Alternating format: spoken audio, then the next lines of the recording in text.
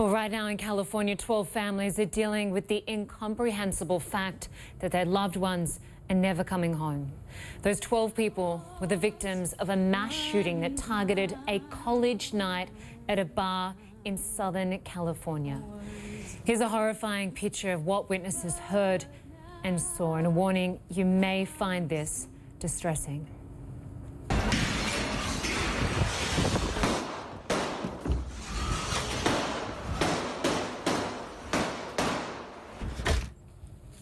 Well, it's almost impossible to imagine what it must have been like in that club.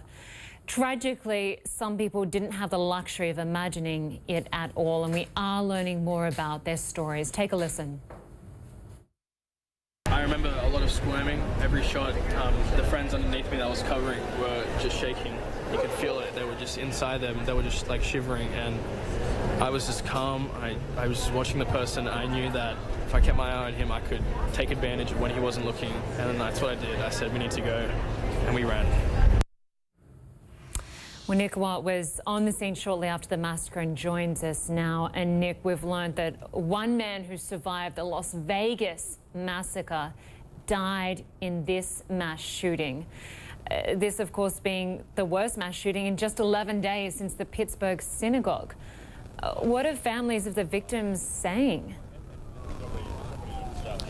Well, let's start with that young man who survived the Vegas shooting and died here. His name was Telemachus Orphanos, and his mother, Susan, just spoke to CNN affiliate KABC, and this is what she had to say to them. She said, "I don't want thoughts and I don't want prayers. I want gun control, and I hope to God nobody else sends me any more prayers. I want gun control, no more guns." As we've seen in the past in this country after these mass shootings, there are two camps. There are the people who say that this is a mental health issue, and there are the people who say that this is a gun control issue. Now, this gun that this gunman bought, he bought that Glock 45 caliber legally.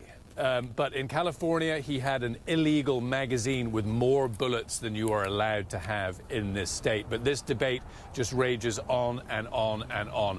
What is to blame? Now, the president has come out and suggested that Ian Long had suffered PTSD. He was, of course, a veteran of the U.S. Marine Corps, had served one tour in Afghanistan, but there is absolutely no proof of that so far. And county sheriffs here say that they're not going to release the information that they're gathering, both from his home and from his vehicle and from the club where the shooting happened. That's going to take a few days before they release that. And, you know, Lynda, experts in PTSD say that, you know, PTSD does not necessarily or does not at all lead to this kind of violence. So people here are obviously terribly distressed, distraught that 12 people died needlessly.